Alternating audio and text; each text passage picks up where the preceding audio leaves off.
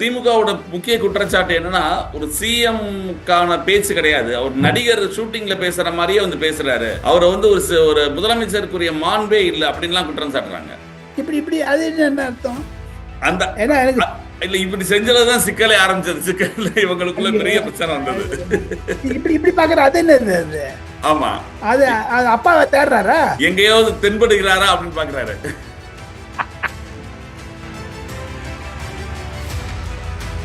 வரக்கூடிய நாட்களில் முக ஸ்டாலினும் உதயநிதி ஸ்டாலினும் பிடிபட்டாலும் ஆச்சரியப்படுவதற்கில்லை. அது சொன்ன உடனே பயந்து வெளில போயிட்டாங்க. வாயை தர சிஎம்னு பேசியிருந்தாங்க. ஆமா, அவர் வாய் திறந்தாரு, ஓடி இவங்க போயிட்டாங்க. ஊழல் செஞ்சிருக்காங்க கண்டுபிடிப்பதற்கு முக ஸ்டாலின் திமுக அரசாங்கத்தை எதிர்த்து சிட்டிங் சுப்ரீம் கோர்ட் ஜட்ஜை வைத்துக் கொண்டு ஒரு விசாரணை கமிஷன் அமைக்க வேண்டும் என்று முதலமைச்சர் விரும்புகிறார். அந்த பேசுவதற்கான தைரியம் எப்படி வந்ததுன்னு கேட்டீங்கன்னா, அவருக்கு பொதுமக்களுடைய ஆதரவு தவிர தன்னுடைய சைட்ல உட்கார்ந்து யாருமே ஊழல் பண்ணலைங்கிறதுடைய ஸ்ட்ரென்த்ல தான் அவர் பேசினார்.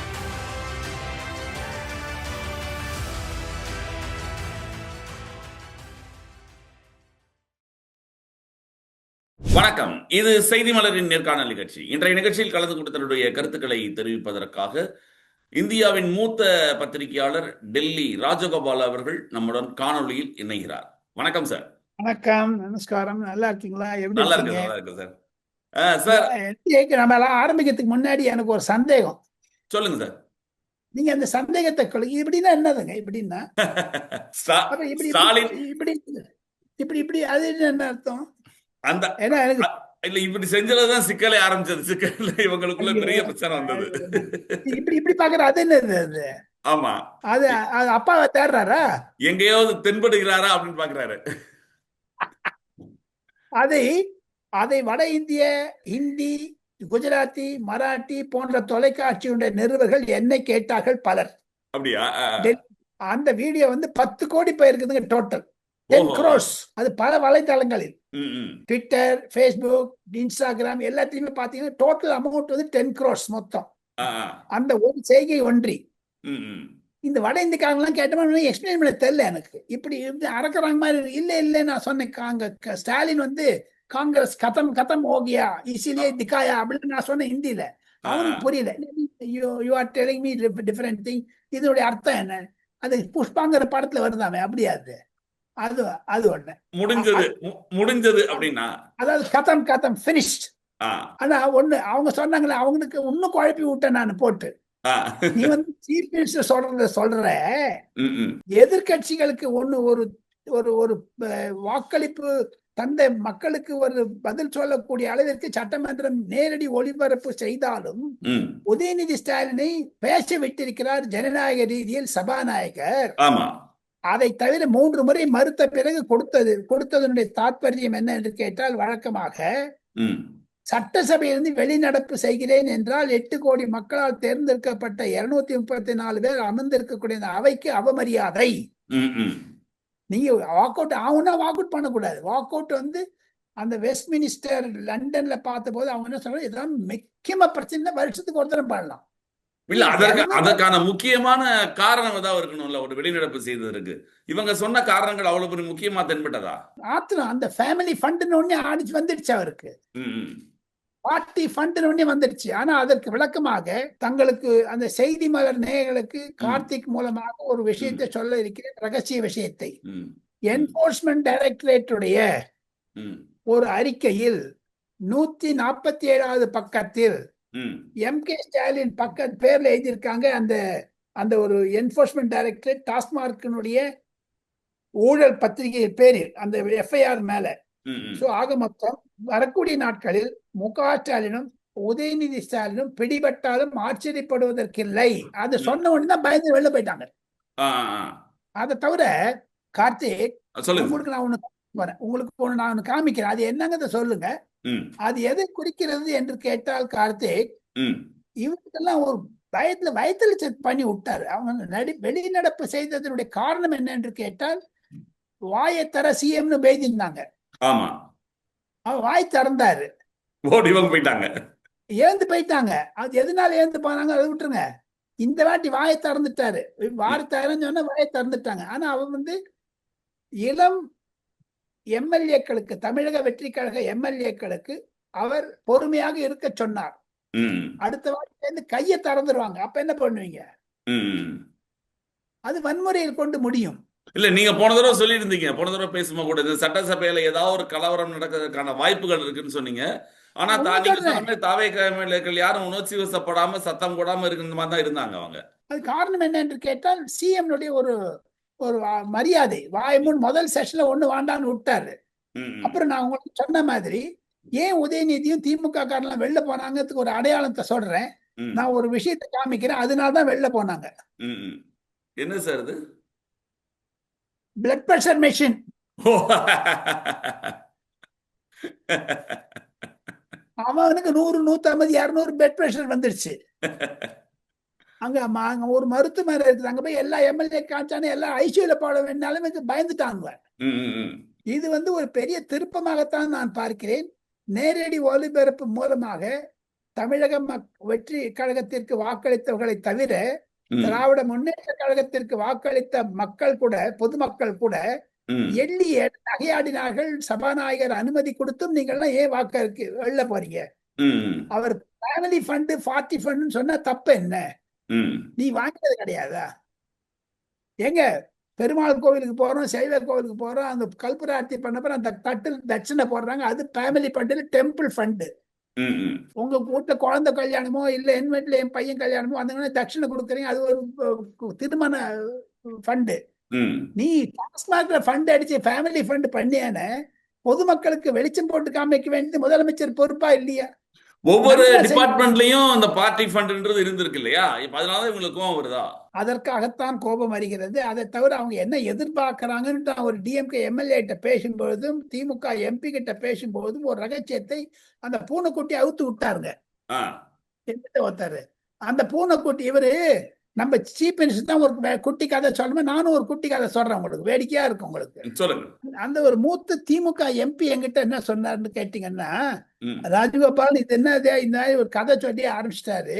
ம், இப்ப போக போக முதல்ல அந்த வில்சன் ஃபைனான்ஸ் மினிஸ்ட்ரியை பத்தி ஒரு வெள்ளை அறிக்கை கொடுத்தாரு. ம், அது நிதிநிலையோட போயிடுச்சு. அது ம், ம், அதுல ஊழலை காமிக்க முடியல. ம், ம். ஆனா சிடி நிர்மல்குமார் நாளைக்கு ஒரு வெள்ளை அறிக்கை விட போறாரு பாருங்க. ஆமா. அது செந்தில் பாலாஜி முகத்தில் கரி பூசினா மாதிரி கடிச்சிடும். அது அவர் பேர் தான் வரப்போகுதுங்க. ம், ம், ம். முதல்ல கொடுத்து ஃபைனான்சியல், அது அரசியல் ரீதியா இல்லை, இனிமேல் தான் அரசியல் ரீதியா வரப்போகுது. ம். இன்னைக்கு காலையில ஒரு பெரிய மதுரையில இருந்து டைம்ஸ் ஆஃப் இந்தியால பிரெட் ஸ்டோரி ஒன்று வந்திருக்குது. அந்த பஸ்ல டெண்டர் விட்டு ஊழலை வாபஸ் பண்ணிட்டாங்க. ஆமா. ஏதோ ஒரு 500 பஸ்ஸுக்கு விட்டுருந்ததா சொன்னாங்க. அந்த டைம்ஸ் ஆஃப் இந்தியா ஸ்டோரியை நான் டெல்லியில இருந்து ஆன்லைன்ல படிச்சேன். அப்பவே நினைச்சேன். நான் அந்த எம்பி என்கிட்ட சொன்னாரு, காலைல 6 மணிக்கு அதை படிச்சு ஒரு 8:30 மணிக்கு அந்த எம்பி என்கிட்ட போன் பண்ணாரு. ம், ராஜகோபால் நீ ஒன்னு செக் பண்ணு, நான் உண்மைதானான்னு கேட்டார். என்ன சொல்லுங்க அண்ணாச்சி அப்படின்னு.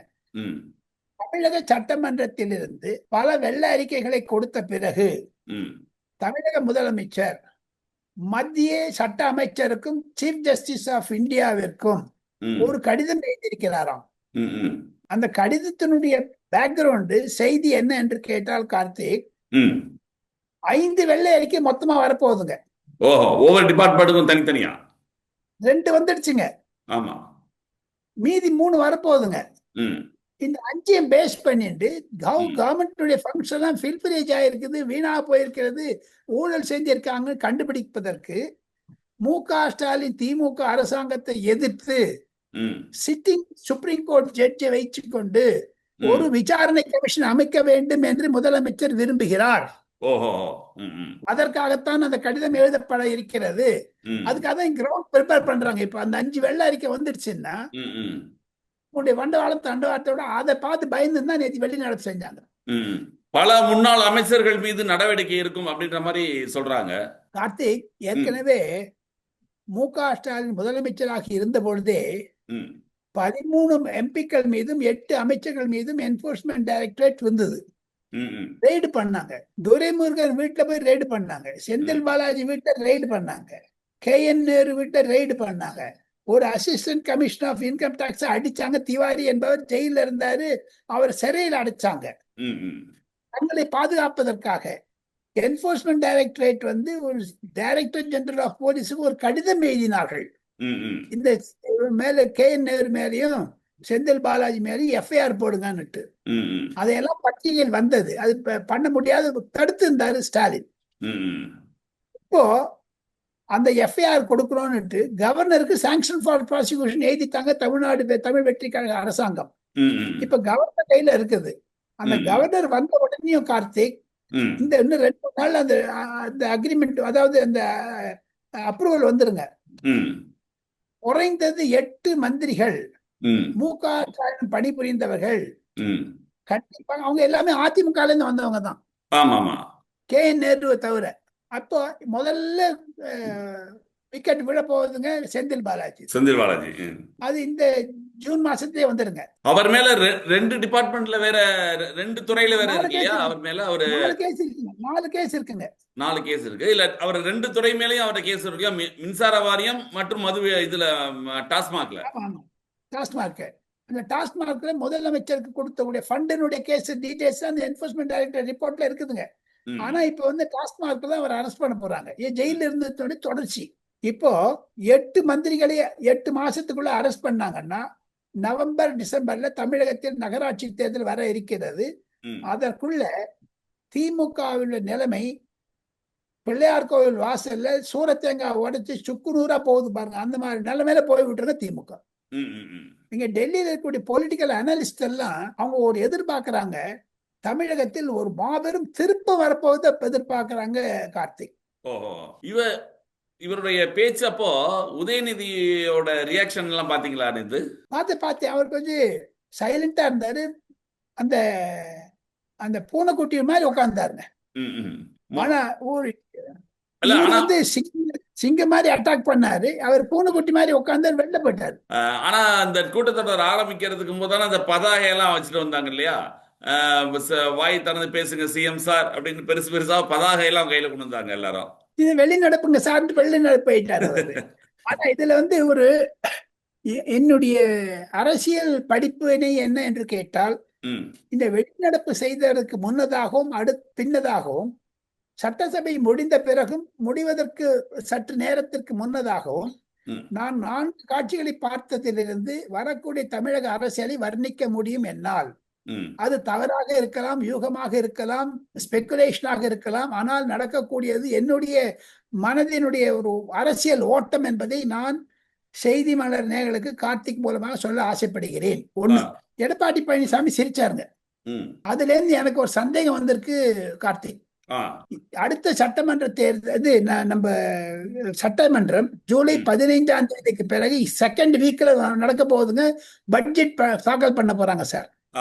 அப்போ அதுக்குள்ளயும் இந்த சிரிச்சிட்டு அந்த வெளிநடப்பு செய்யும் போது ஏக்காலம் ஏளனம் செய்யும் மாதிரி பண்ணார் பாருங்க. அந்த பாடி லாங்குவேஜ் வந்து தாவேக்காவையும் அதிமுகவும் நெருங்க கொண்டு வரும். அதை தவிர பாட்டாளி மக்கள் கட்சியினுடைய MLA சௌமியா அன்புமணி வேற உட்கார்ந்தாங்க. அவங்களும் வெளிநடப்பு செய்யல. அவங்க வந்து திமுக கிட்ட போகாத அதிமுக பக்கம் தான் இருக்காங்க. அதான் சார் அதிமுக பக்கம் இருந்தாலும் தாவேகா பக்கம் வரப்போறாங்க. அந்த அம்மாவும் சிரிச்சு நின்றாங்க.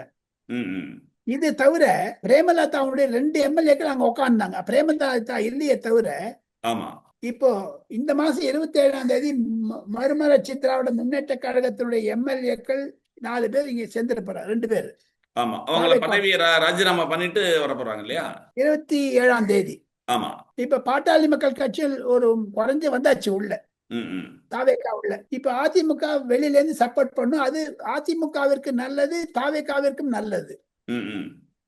இது பிரபாகர் சபாநாயகர் அந்த 25 வேலைகளை மன்னிப்போம் மறந்தோம் என்று எழுதி கொடுத்தது அவங்க டிஸ்குவாலிபிகேஷன்ல அவாய்ட் பண்ணாருங்க. அவங்களுக்கு நன்றி தெரிவிக்கக்கூடிய அளவில் அதிமுக கண்டிப்பாக தமிழ் வெற்றி கழகத்துடைய அரசாங்கத்திற்கு வெளியிலிருந்து ஒப்புதல் கொடுக்கும், வெளியிலிருந்து சப்போர்ட் பண்ணுவாங்க. அப்படிதான் என்னுடைய நான் பாக்குறேன். இந்த வெளிநடப்பும் போது நடந்ததுடைய ஃபாலோ அவுட் நான் சொல்றேன். சபாநாயகரோட செயல்பாடுகள் எப்படி பாக்குறீங்க சார்? ஒரு நடுநிலையா இருக்கிற மாதிரி தான் தோணுது இல்லையா? இப்ப நீங்க எப்படி பாக்குறீங்க? இது வரைக்கும் நடுநிலையா இருந்தாருங்க. என்ன அவர் வந்து நான் ஏற்கனவே நான் பேசும்போதே நான் சொன்னேன், அவர் வந்து பர்மிஷன் கொடுத்துருக்காங்க பேசுறதுக்கு. ஆமா. உதயநிதி பேசுறதுக்கு அவங்களை அழுத்தம் பண்ணாங்க. அழுத்தத்துக்கு அடிபணிந்தார். போதாத வரைக்கும் செங்கோட்டையன் ஒரு இன்டைரக்டா ஹிட் பண்ணாருங்க. ம். நீ வந்து இது மாதிரிலாம் பண்ணிடக்கூடாதுன்னு சொல்லிட்டு. 2 3வது வந்து இது ஒரு தர்மத்தை கடைபிடிச்சாங்க அவர் பிரபாகரன். நடுநிலைமையா இருந்தாரு. இன்னும் போக போக அவர் நிற்பாராங்கிறது கேட்டீங்கன்னா இருக்க மாட்டாருன்னு தான் சொல்றேன். ஏன்னா அந்த வன்முறைக்கெல்லாம் இடம் கொடுக்க மாட்டாரு.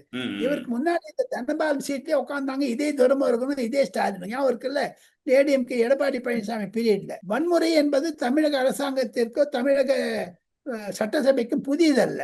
அம்மையார் ஜெயலலிதாவுடைய புடவையே மார்ச் 1989 வன்முறை பண்ணியிருக்காங்க. ஆமா. ஆனா இந்த வாட்டி வந்திருக்கிற பசங்க எல்லாம் சின்ன பசங்க 30 வயசு கீழே வாங்கி நல்ல செவுட்ல அடிச்சாங்கன்னா நல்ல படிக்கும். ஜாகிரதையா இருக்கும். அதற்காக செய்தி மலர் நேயர்கள் மூலமாக முதலமைச்சருக்கும் சபாநாயகருக்கும் ஒரு வேண்டுகோள். நான் நாடாளுமன்றத்தை 45 ஆண்டு காலமாக ரிப்போர்ட்டிங் செய்ததனால் அப்பயும் டைரக்ட் டெலிகாஸ்ட் வரதுக்கு முன்னாடி நான் பார்த்திருக்கேன். டைரக்ட் டெலிகாஸ்ட் வந்த அப்புறமும் பார்த்திருக்கேன். ஒரே ஒரு வேண்டுகோள், சபாநாயகர் ஐயா அவர்களே, பிரபாகரன் அவர்களே, தமிழக சட்டமன்றத்தில் நீங்க 2 கேமரா வச்சு இவ்வளவு கலெக்ட பண்ணீங்க. நான் ஒரு ரெக்வஸ்ட் பண்றேன். தமிழக சட்டமன்றத்தின் இந்த வலை பக்கத்தில் குறைந்தது 25 முதல் 30 சிசிடிவி கேமராவை அமையுங்கள். நாடாளுமன்றத்தில் 350 கேமரா இருக்குங்க. காரணம் என்ன என்று கேட்டால் அவர்களுக்கு பாதுகாப்பு என்பது 2026 முதல் 234 எம்எல்ஏக்களுக்கும் அந்த சிசிடிவி கேமரா பாதுகாப்பாக இருக்கும். நீங்க ஒரு கேமராக்கு வெளிநடப்பு செஞ்சாங்க, ஒரு கேமராக்கு இப்படி பண்ண பயந்தாங்க. அது 36 ஆக்ஷன் வந்தா எப்படி இருக்கும்? கண்டிப்பா கண்டிப்பா. அது பாதுகாப்பாக இருக்கும். தமிழக சட்டமன்றத்தில் ஒரு எம்எல்ஏக்கு பாதுகாப்பு இருந்தா மீதி எம்எல்ஏ இப்ப உங்களை அடிச்சா அந்த பக்கத்துல இருக்க விட மாட்டானா சார்? அதிலிருந்து யார் வன்முறையை தூண்டினார்கள் என்பதை பார்த்து கொள்ள முடியும், தெரிந்து கொள்ள முடியும். முதலமைச்சருக்கும் இந்த வேண்டுகோள். நேத்து அவருங்க திமுகவோட முக்கிய குற்றச்சாட்டு என்னன்னா, ஒரு சிஎம்கான பேச்சு கிடையாது. அவர் நடிகர் ஷூட்டிங்ல பேசுற மாதிரியே வந்து பேசுறாரு. அவரை வந்து ஒரு முதலமைச்சருக்குரிய மாண்பே இல்லை அப்படின்லாம் குற்றம் சாட்டுறாங்க. எதிர்கட்சி தலைவராக இருக்கக்கூடிய உதயநிதியுடைய மாண்பு குறைந்து விட்டது. தன்னுடைய ட்விட்டர் பக்கத்தில் செங்கல்பட்டு கோட்டை இழுத்தது தவறு. வந்து முதல்ல நீங்க சீஃப் மினிஸ்டர் வந்து ஷூட்டிங் பண்றாரு, விசில் அடிக்கிறாரு, கேமரா கட்டுன்னு சொல்றாங்களா, சொல்றது உண்மைதான், யாரும் இல்லைங்க. உங்களுடைய பேச்சிலிருந்து தெரிகிறது. ஆனா 5 நிமிஷத்துக்குள்ள நீங்க ட்வீட் போட்டு உங்களுடைய மானத்தை ஏலம் விட்டீங்களே, மானத்தை குறைவாக பண்ணிட்டீங்களே. அவருடைய தனிப்பட்ட வாழ்க்கையை உள்ள இழுக்கிறாங்க. தப்பு அது. எலெக்ஷன் போதும் பண்ணாங்க. அந்த எலெக்ஷன் போது அஃபிடவிட்டை வெளில விட்டாங்க. அதுக்கும் பதில் சொன்னாரு. நான் என்னுடைய விஷயத்தை நீ கவலைப்படாதீங்க, நான் பாத்துக்கிறேன்னுட்டு. நேத்தியும் பதில் சொன்னாரு. என் பர்சனல் வாழ்க்கை இழுக்காத, ஜனநாயகன் படத்துக்கு என்னென்ன தடை பண்ணாங்கன்னு நான் பண்ணேன். ஆக மொத்தம் விஜய் அவர்களுக்கு அரசியல் ரீதியாக கரூர், எமோஷனல் ரீதியாக சங்கீதா, பொருளாதார ரீதியாக ஜனநாயகன், இந்த 3த்தையும் அஃபெக்ட் பண்ண பார்த்தாங்க திமுக. அவர் சும்மா விட்டுவாருங்களா? விஜய் கார்த்திக் அவரும் பண்ணுவாருல்ல. கண்டிப்பாக டிட் ஃபார் டாட் இருக்கத்தான் இருக்கும். அதான் அவர் சொல்லும்போது சொன்னார் இல்லையா, நானும் தப்பு பண்ண மாட்டேன், தப்பு பண்ண விட மாட்டேன், முன்னால பண்ணவங்களையும் விட மாட்டேன் அப்படின்ற மாதிரி ஒரு குறிப்பிட்ட, அப்ப எதிரில் உட்கார்ந்துருந்த முன்னாள் அமைச்சர்களுக்கெல்லாம் ஒரு மிகப்பெரிய ஒரு கிளி கொடுத்துருக்க இல்லையா அந்த பேச்சு? கண்டிப்பா. அந்த பேசுவதற்கான தைரியம் எப்படி வந்ததுன்னு கேட்டீங்கன்னா, அவருக்கு பொதுமக்களுடைய ஆதரவு தவிர தன்னுடைய சைட்ல உட்கார்ந்துருக்கும் யாருமே ஊழல் பண்ணலைங்கிறதுடைய ஸ்ட்ரெங்க்ல தான் அவர் பேசினார். அதை தவிர எதிர்கட்சிக்கு சொல்ற மாதிரி தன்னுடைய அமைச்சர்களுக்கும் சொன்னார், நீ ஜாகிரதையா இருக்கணும்னுட்டு. அதனுடைய ஒரு வீழ்ச்சி எப்படி என்று நான் பார்த்தேனால், பிரதமர் நரேந்திர மோடியுடன் பேசும்பொழுது பிரதமர் நரேந்திர மோடி அறிவுரை வழங்கி இருக்கிறார். தன்னுடைய முதல் எம்எல்ஏக்கள் நிறைய இருக்கிறாங்க, உங்களுடைய படத்தெல்லாம் பார்த்தேன், உங்களுடைய போட்டோ பார்த்தேன், நீங்க ஜாகிரதையா இருக்கணும். சிசிடிவியோ அல்லது வாட்ஸ்அப்லயோ அல்லது வீடியோவோ அல்லது ஸ்பை கேமராலேயோ இல்ல வந்து ஸ்டிங் ஆபரேஷன் பண்ணாலும் அதுல இருந்து ஜாகிரதையா இருக்கணும். உங்களுடைய அரசாங்கத்தை கீழே விடுறது கவுப்பக்கத்துக்கு பார்ப்பாங்க. நான் 12 வருஷமா ஜாகிரதையா இருந்தேங்கிறத சொல்லியிருக்காரு.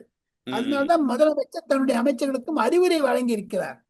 அதனால்தான் பிரைம் மினிஸ்டர் சொன்னாரு, நான் தூங்க மாட்டேன், தூங்குறவனு தூங்க விட மாட்டேன்னுட்டு, ஊழல் பண்ண ம். மாட்டேன், ஊழல் பண்ண விட மாட்டேன்ட்டு. ம். அதனுடைய வசனத்தினுடைய எக்ஸ்டென்ஷன் தான் நேற்று சீஃப் மினிஸ்டர் பேசியதாக நான் கருதுகிறேன் கார்த்திக். இதை பொறுத்த வரைக்கும் இப்போ திமுகவோட செயல்பாடுகள் நீங்க சட்டமன்றத்துல பார்த்திருப்பீங்க. அவங்க எல்லாருமே ஒரு பதற்றத்துல இருக்கிற மாதிரியே ஒரு செய்தி வெளியில தெரியுது இல்லையா? அது எங்க நீங்க அரெஸ்ட் பண்ண போறாங்கன்னு பயம், வேற ஒண்ணுமே கிடையாது. யாரா ஒருத்தர் உள்ள தள்ளுவாங்க, அது கண்டிப்பா அப்பதான் இந்த நடக்கும். திமுக சதுர ஆரம்பிக்குங்க. ம், ம். இந்த வெள்ளை அறிக்கை கொடுப்பதெல்லாம் சாதாரணமான ஒரு விஷயம் அல்ல. அது ரொம்ப டீப்பா நீங்க சைலண்டா திங்க் பண்ணி பாத்தீங்கன்னா ம், ம். கண்டிப்பாக அந்த வெள்ளை அறிக்கை என்பது எங்க போய் முடியும்னு கேட்டீங்கன்னா தமிழக சிறைச்சாலையில் தான் முடியும். ம், ம், ம். அது ஏன்னா அவருடைய பொதுமக்களுடைய இடையூறுகளுக்கெல்லாம் கொடுத்ததற்கு சரியான பதிலடி, அவருடைய உணர்ச்சிகளை எல்லாம் காண்பிப்பார் முதலமைச்சர். ம். காரணம் என்னன்னா அவ்வளவு துன்பப்படுத்தியிருக்காங்க, அவ்வளவு கிரஷ் பண்ணியிருக்காங்க. நான் ஏற்கனவே நம்ம பேசியிருக்கோம் அதை பத்தி. ம், ம். ஆமா. இவ்வளவு இந்த கூட்டத்தொடரோட ஆரம்பத்திலேயே முதல் நாள்லயே ஒரு சர்ச்சை வெடிச்சது. அதை நீங்க கவனிச்சிருப்பீங்கன்னு நினைக்கிறேன். தேசிய கீதம் 2 முறை பாடப்பட்டது, ஒரே ஒரு முறை தமிழ் தாய் வாழ்த்து பாடப்பட்டது. இவங்க பிஜேபியோட ஒரு கான்டாக்ட்ல இருக்காங்க, பி டீம் அப்படின்ற மாதிரிலாம் ஒரு தகவல் பரப்பப்பட்டது. பாத்தீங்களா அது? அது பதில் சொல்லிட்ட ரசியம் தான். ம், ம். ஸ்டாலினுடைய சமயத்திலே ஜனாதிபதி வந்தபோது ஆ. தேசிய கீதத்துக்கு அப்பொழுதுதான் உங்களுக்கு தமிழ் ஆமா. பாட, அப்ப நீங்க எங்க இருந்தீங்கன்னு கேட்டாரு. ம், ம். அந்த இன்விடேஷன் கை காமிச்சாரு அப்படி. ம், ம். அப்ப எங்க போயிட்டாரு இவங்க அந்த திமுக காரங்கள்? அதுக்கே பதில் சொல்லல இது வரைக்கும். ம். அந்த செங்கல்பட்டு சொன்னாரு, இதை பத்தி ஏன் சொல்லல? கண்டிப்பா. தமிழக நூற்றாண்டு விழா, சட்டமன்ற நூற்றாண்டு விழா நடந்தது, அப்படி அந்த ரிசர்ச் பண்ணி அந்த டீம்ல கொடுத்துருக்காங்க. ம். நீங்க செங்கல்பட்டுன்னு சொன்னீங்க, இதை பத்தி ஏன் டெல்லின்னு சொல்றதுதானே நீங்க? கண்டிப்பா. மிக்க நன்றி சார். நிகழ்ச்சியில் கலந்து கொண்டு தங்களுடைய மேலான கருத்துக்களை தெரிவித்ததற்கு நன்றி. தேங்க்யூ. Thank you sir.